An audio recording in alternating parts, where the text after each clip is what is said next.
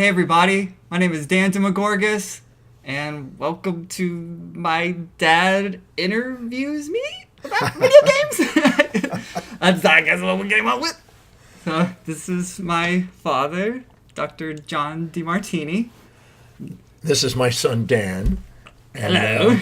you know him because you've been listening and watching him over the last few months. And anyway, thank you for being following along in his show. It means a lot to me to see.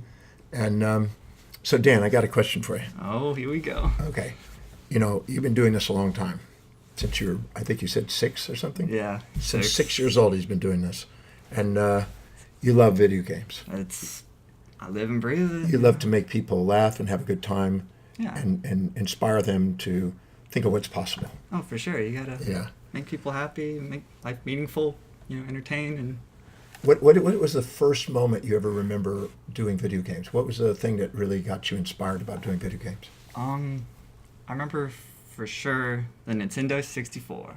When that came out, it was like Diddy Kong Racing, Mario Kart 64, Super Mario 64, like that, where everything became 3D, I guess, when it stopped being pixels and started being more pixels, I guess. It was just life-changing to me. It was like, what is this world? I want to explore it. And I want to solve the problem. Which game did you actually conquer first and actually master and beat? You know, it probably was like Pokemon Red. I ain't gonna lie, Pokemon That goes back. like that. That's you can't ignore, like, you just want to keep going in Pokemon. You don't want to like, I don't want to collect all the stars in Mario. In Pokemon, you're like, I gotta catch them all. At least get the badges. Beat the. Many years ago, we went to a Pokemon video movie. Yeah, the Yeah. first Pokemon. And I was first trying movie. to I was trying to understand everything on it, and I realized there's a lot of great mysteries sitting in there. Oh yeah. I mean, it's filled with elemental mysteries that I had no idea. So I was enlightened by that process. And now, you got inspired by that, but when you first started doing it, I'm assuming that everybody's out there the first time. It's awkward. It's a little you're trying to beat it, and it's moving fast. Yeah. And everything else. What is it? What was the key to you mastering it and getting faster and faster of it and keeping current with it and being really like become part of it? How long did it take, and what did you do? I mean, it definitely took years, and it's like, especially I guess as a kid, you have so much more time to, it's after school and the weekends, you got time to just play video games all the time. So like that's how I mastered it. I started playing Kingdom Hearts and just Devil May Cries, and just kept growing, and I wanted harder games and scarier games and more evil games. The first time I did a video game, I think I was killed about 25 times. Wait, I was trying to do it. They were getting me before I could get them. do you remember the game? Or I don't remember the name of it. it, but I remember getting slaughtered. I was dead. I think I had to believe in reincarnation or something like to play that game. But it was quite fun. But now, as a result of this, Yeah. you have people from all over the world coming on. Yeah, for sure. And what's it like to actually feel like, you're making a difference in those people's lives, and you're influencing them and watching? What's it like to be in the limelight, be an icon in that, or a celebrity in that area now? What's it like to be right there with it? It's awesome. It's something I didn't ever think was possible. Like, it's crazy that people are making lives out of playing video games and commentating, or just YouTube in general. I guess just I was in Japan one time, and there's a special area of the city in Tokyo that is just video games. yeah, oh yeah. And there is like thousands and thousands of people, and their life is wrapped around that. And I'm thinking, wow, this is an amazing industry. I was a bit naive in it, but I realize now that there's millions of people that are inspired to master games, play the games, and they live in a virtual reality, and they get to actually do that. Yeah. And there's metaphors, and there's also morsels of wisdom in some of the games, metaphors for your life. Oh yeah, And you can see all those metaphors, and you can use that as a way of helping your life, do more with your life. yeah, exactly. Each person like perceives it differently. It's like, Yeah. And the game that you've had the biggest challenge with, what was the game that? biggest challenge, man. Like, honestly, it seems like most in the game bosses. I mean, I know it's cliche, but like definitely a lot of the Resident Evil. I think Resident Evil Revelations. There was the final boss was just like it wasn't impossible. It was just like you got to know how to kill him. And it's just I guess that's the bosses I for sure had a lot of problem with. But when it comes down to games, it's like yes, I'll say any kind of Final Fantasy RPG game you put in like 100 hours. I wouldn't say that's difficult, but you might be like at the end of the game boss, and it's like, oh, he's got 7 alternative forms that you have to kill, and so I definitely like Final Fantasy games, role playing games. Those definitely were the toughest because they take so long, and you gotta grind. You gotta keep battling and battling. How many hours do you think majority of people out there that are following and doing it? How many hours a day do they play video games?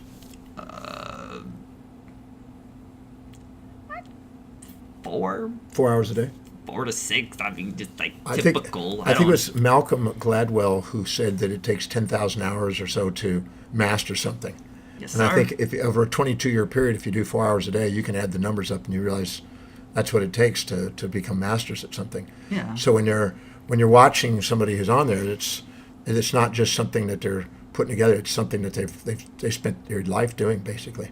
Yeah. And it's very inspiring to see because anybody that masters something, you can't help but not respect them over time because the amount of hours they put into it. Definitely. And you've done it also. I saw a more recent thing where you had another individual on there. I think he was from Japan or something. Yeah, good old Zach. Yeah, Zach. Yeah. And that was cool. Shout out 'cause to Zach. You saw the interaction between the two. It was kind Yeah, of it a was- neat show. But I Try to grow the channel. every time Dan does another video, he sends me the clips, and I know wherever I am in the world, I get to watch these clips, Yeah. and I give him little comments back, and Yeah, well, you know, it's awesome. I didn't understand this, clarify this, Yeah. you know, because I'm a little bit older, just a couple years older, This is 2 years maybe. about 30 something. But anyway, but you know, I'm learning, so I have a lot to learn on this, Yeah. and I have to go, and I think a lot of technology today in my generation is I have to ask your son, what do I do here? I mean, hey, that's cool. He used to ask me things, now I'm Yeah. asking him things. It's the other way around now. Yeah. But anyway, the video games are really a reflection or an investigation of your own life. So as you explore the video game, you're discovering and exploring aspects of yourself and Yeah. discovering the challenges you face. Journey, for instance, let's imagine you're on a journey to an enlightened awareness and you face all the challenges you face in becoming empowered in your life. Yeah. And so by conquering the game, you're actually learning aspects in the brain that it takes to help master your life. So gamification has become a way of Exactly. life now. Yeah, exactly. It's an educational experience. A lot of people in all different fields are doing that today. Well said. I mean, that's how it is. I mean, just mastering a video game. It's even if it's like an RPG where you're going 100 hours. It's all about that goal, and whether it's an hour game or 100 hours, it's What's the longest time you've played in one day? one day. Man, for sure, The Legend of Zelda Wind Waker. It was like summer when that came out in 2001. I was like 11, I guess. I was like all day and night. I lost track of time. It was, So 10, 12, 15 hours? yeah, probably. I mean, that's the thing. You didn't have school or really obligations, so you had more time to do that. But at the same time, back then it was so different. And Yeah. There's a statement that when you fill your day with things that are meaningful, your day doesn't fill up with things that aren't meaningful. And if Correct. you really love video games, I remember meeting a young man in Brisbane, Australia, that his mother was saying, "Man, you gotta talk some sense to this son. He's sitting there on the video games, and he's doing video games and doing software development, all this stuff all day long. Yeah. You know, and he needs to get a real job or whatever." Yeah. And then it turned out that he ended up developing software and started making video games and things. And then when he started making more money than the mother was like going, "Oh, go back and play your video games." Yeah, for real. All this because she was living in a different era, and that wasn't the normal thing, so she didn't understand it. Yeah. And sometimes our generation doesn't understand everything that goes on, but it's because of our ignorance, not because of it's not what's going on. Well, I mean, we we're- have to face that. We're here to teach each other. Yeah, it's the journey. You show me your world, I'll show you mine. So when you're doing the games, Yeah. it's an eye motor coordination. So you're obviously using the brain to your fullest. Yeah. And which of the actions did you have the most difficulty mastering? Coordinating 3 or 4 different things at the same time, movements, buttons. I mean, how did you? Just obviously practicing it. You Yeah, like yeah. playing a piano, I guess. Yeah, you definitely get the rhythm and the flow of it. Sometimes bosses, they'll be just like, oh, obviously just duck when he does that or this or that. But one of the, I mean, the game's not too difficult to beat, but there's a game called Bayonetta, and that game it's just right off the gate. It's you're falling from the sky, and there's a tower, and you're fighting on that with angel bird things, and like there's no time to explain. And they're already explaining the story like at the bottom. It's like. And You gotta the whole survive. game, yeah, like and you're just fighting. And you're like this cool witch lady fighting, and very similar to like Devil May Cry. And I just remember that game was just it's too much. There's too many things going on. Like on normal, it's easy to deal with, but on And how many hard, times do you have to do the game to finally get it where you got it, mastered it? you just like if you're stuck on a boss, you might have to die like 5 times, and then you'll be like, oh, his laser beam kills me in 1 hit. Avoid the laser beam, and then you're good. Have you ever been caught in it in such a virtual reality that you forgot this outer world and just got in there and just got lost in that world for a while? Grand Theft Auto 5. Some of That the ones videos you've sent me, Yeah. they're so real. I mean, it seems. Oh so, yeah, like the first person, like you're there. Like Yeah, you're ready act for like- virtual reality. you're actually right there with the yeah. the Oh yeah, all the horror experience. games. That's what makes them even scary. You're like, and stuff comes out at you. It's like it's Yeah, right you're there. going through this dark room, and all of a sudden something jumps out or whatever, and you're trying to, how do I respond? And you're trying to keep alive and not Yeah. be scared. It's pretty intense. Very.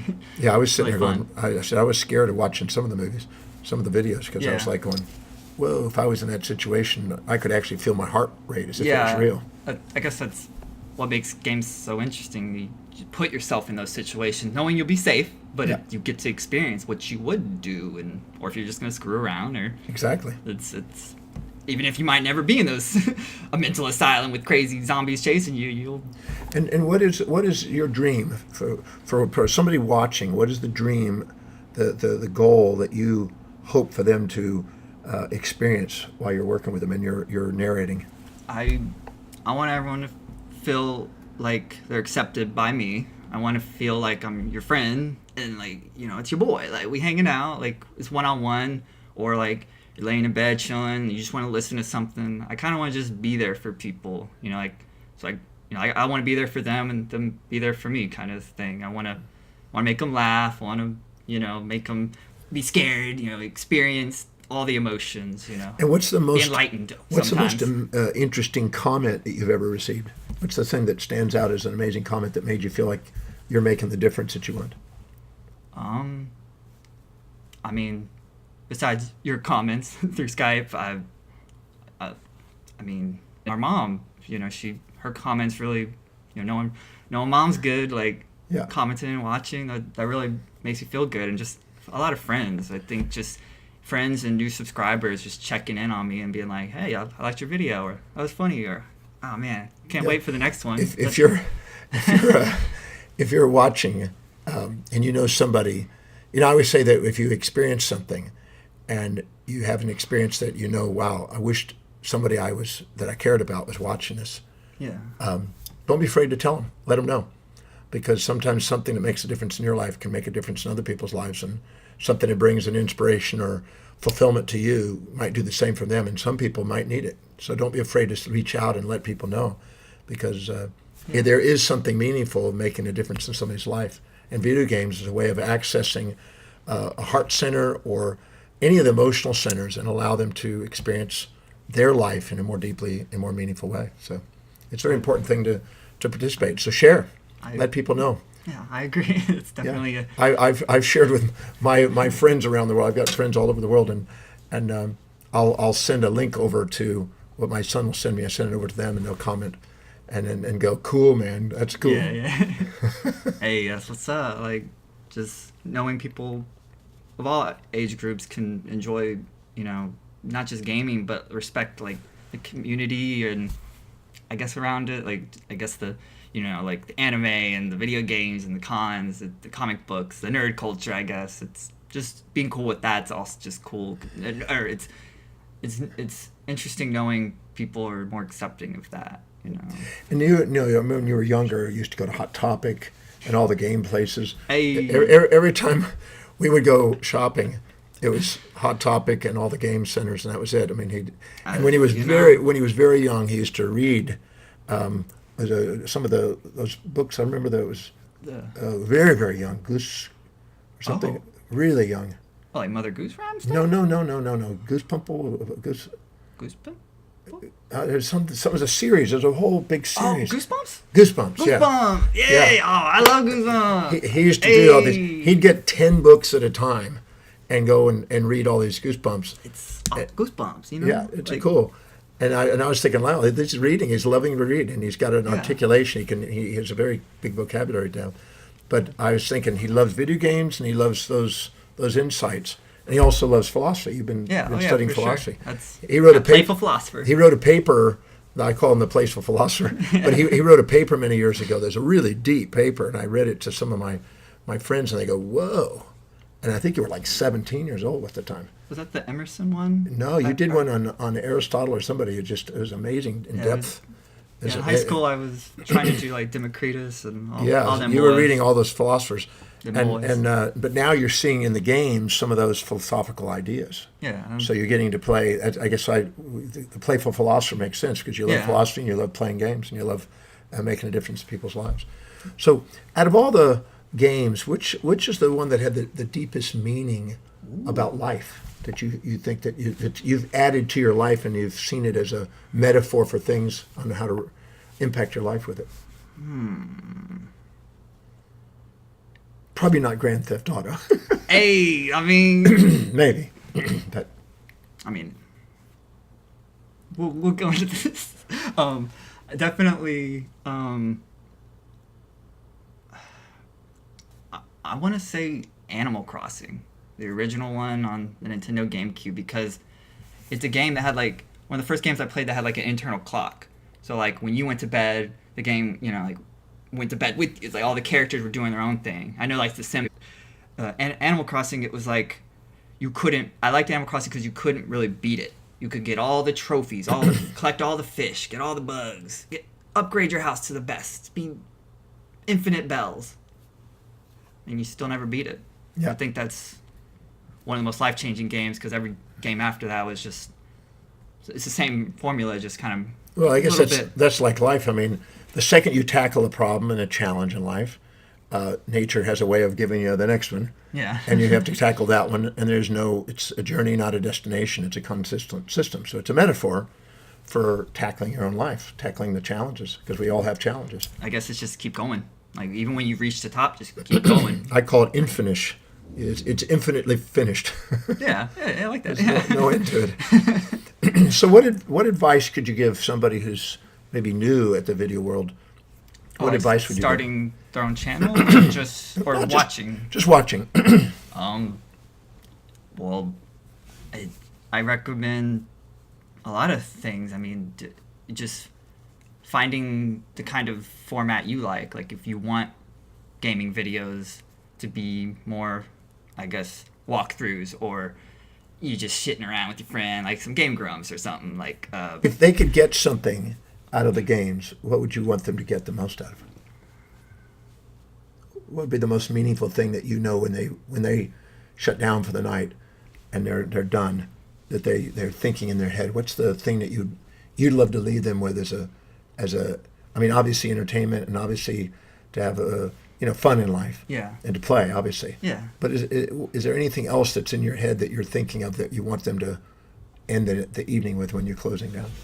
I mean, for sure, I just want them to know, like, that I'm here for them to watch, and if they want to comment and talk to me, I guess I just want people to know I'm there for them, and I'd appreciate the same back, I guess. Is that one of the most meaningful things that you get out of it?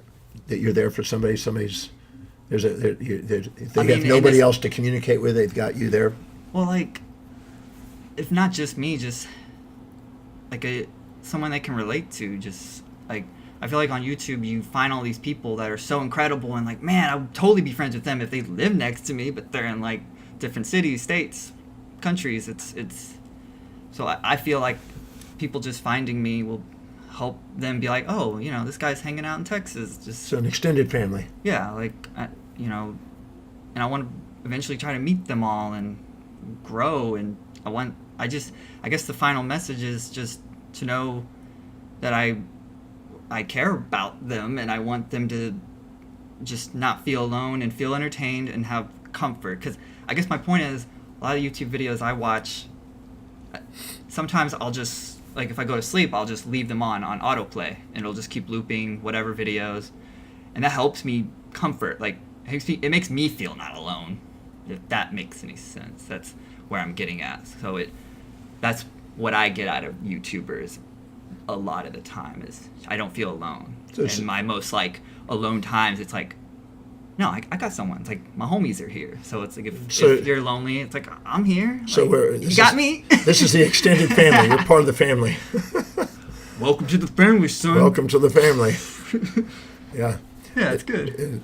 That's. I think that's part of everything. I think we're all surrogates of each other and playing different roles in each other's lives. I mean, the human race is a So family. what advice could you give me on video games? Woo. Put in the hours. Read the tutorials.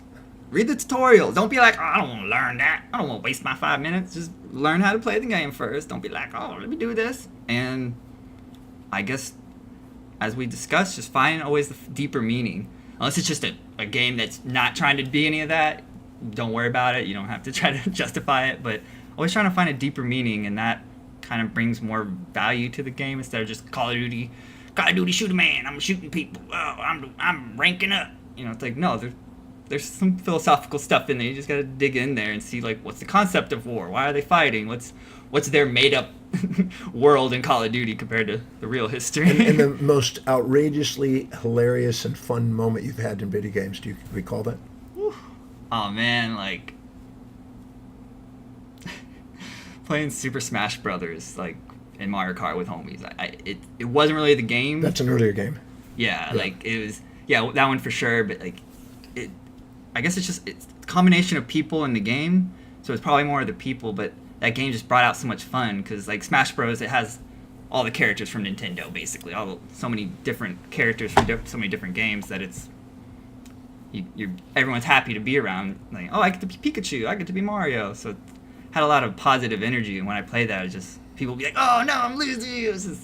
That's when I had the most fun, I think. I mean, besides, Zelda's, Majora's Mask, I had so much fun with that. But yeah, those goes back to those earlier ones. So is there anything you want to say to the people who are listening today? Anything, a special message you want to give them before we wrap up?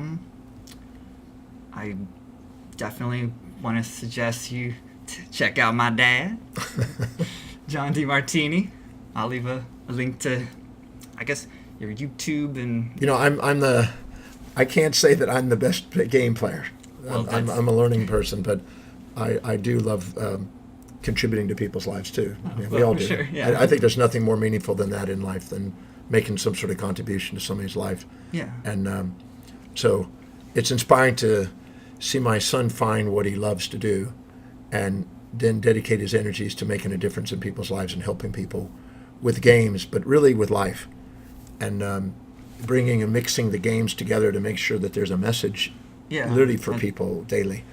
And so if you're tuning in and listening in as a viewer, thank you for doing that. And thank you. Any feedback that you offer is always appreciated. Oh yeah, please. Yeah, don't be afraid to give feedback. Leave me comments. Because we're everybody's a human being doing what they can to make a difference, and it's great to see that. So yeah, thank you. So, I appreciate you supporting me and being okay with being here with me. That's cool. We were looking forward to this. Yeah, here we are. but thank you for inviting me to your show. Yeah, thank you.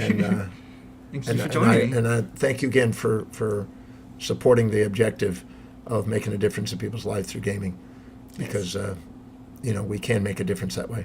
Yeah. So thank you, son. All right, thank you, and thank you all so very much for watching. Please like, comment, and subscribe. I really would appreciate it, and share with as many people as you can. Gotta let everyone know about my pops. Papa. Yes, Papa. It's Papa. He's a good one. He's a good one. It's my boy. And see you on the next video. Later.